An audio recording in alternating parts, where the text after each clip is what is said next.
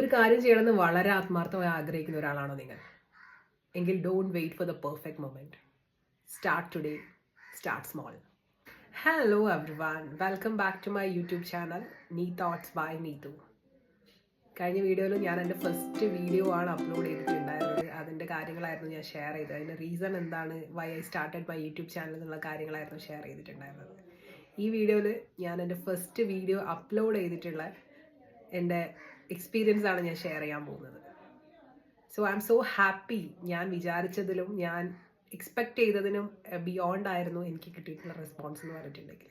ഒരു first video upload ചെയ്യുമ്പോൾ, ഒരു long video first time upload ചെയ്യുമ്പോൾ ഒരിക്കലും ഞാനൊരു 10-20 വ്യൂസ് ഒക്കെയാണ് ഞാൻ എക്സ്പെക്ട് ചെയ്തിട്ടുണ്ടായിരുന്നത്. പക്ഷേ എനിക്ക് അതിലും കൂടുതൽ വ്യൂസും സബ്സ്ക്രൈബേഴ്സിനെയും ആണ് എനിക്ക് എൻ്റെ ഫസ്റ്റ് വീഡിയോയിൽ കിട്ടിയിട്ടുള്ളത്. And I'm so happy and I am thankful to every one of you. Thank you so much. നമ്മളൊരു പുതിയ വീഡിയോ അപ്ലോഡ് ചെയ്ത് കഴിഞ്ഞിട്ടുണ്ടെങ്കിൽ ഒരു ന്യൂ യൂട്യൂബറെ സംബന്ധിച്ചിടത്തോളം അതിൽ എത്ര വ്യൂസ് കിട്ടി, അതെത്ര റീച്ച് ആയിട്ടുണ്ട്, അതെത്ര ഇംപ്രഷൻസ് അതിന് വന്നിട്ടുണ്ട്, അതിലെത്ര സബ്സ്ക്രൈബേഴ്സ് നമുക്ക് കിട്ടിയിട്ടുണ്ട് എന്നുള്ള കാര്യങ്ങളൊക്കെ അറിയാനുള്ള വളരെ ആകാംക്ഷ ഉണ്ടാവും. ശരിക്കും പറഞ്ഞിട്ടുണ്ടെങ്കിൽ നമ്മളൊരു ഇലക്ഷൻ കഴിഞ്ഞിട്ട് റിസൾട്ട് വെയിറ്റ് ചെയ്യുന്ന ഒരു കാൻഡിഡേറ്റിൻ്റെ അവസ്ഥയായിരുന്നു സത്യം പറഞ്ഞാൽ എനിക്ക്.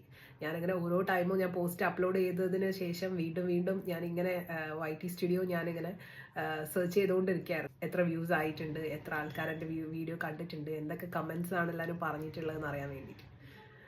ശരിക്കും പറഞ്ഞിട്ടുണ്ടെങ്കിൽ വളരെ നല്ലൊരു എക്സ്പീരിയൻസ് ആയിരുന്നു. എങ്കിൽ എൻ്റെ വീഡിയോ ഞാൻ ഫസ്റ്റ് ഒരു വീഡിയോ അപ്ലോഡ് ചെയ്തപ്പോൾ അത് യൂട്യൂബ് തന്നെ കുറച്ച് അധികം ആൾക്കാരിലേക്ക് അത് പുഷ് ചെയ്ത് കൊടുത്തു എന്നുള്ളത് വളരെ നല്ലൊരു സൈനായിട്ട് എനിക്ക് ഫീൽ ചെയ്തു, to make more videos in future.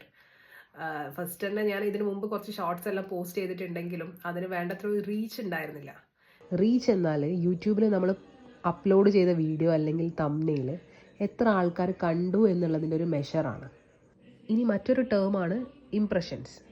എത്ര തവണയാണോ ഒരു വീഡിയോയുടെ തംബ്നെയിൽ വ്യൂവേഴ്സിന് കാണിക്കുന്നത്, അതാണ് ഇംപ്രഷൻസ് എന്ന് പറയുന്നത്. ഈ റീച്ചും ഇംപ്രഷൻസും തമ്മിലുള്ള ഡിഫറൻസ് എന്താണെന്ന് വെച്ചാൽ, റീച്ചിൽ എപ്പോഴും യുണീക്ക് വ്യൂവേഴ്സ് ആയിരിക്കും ഉണ്ടാവുക.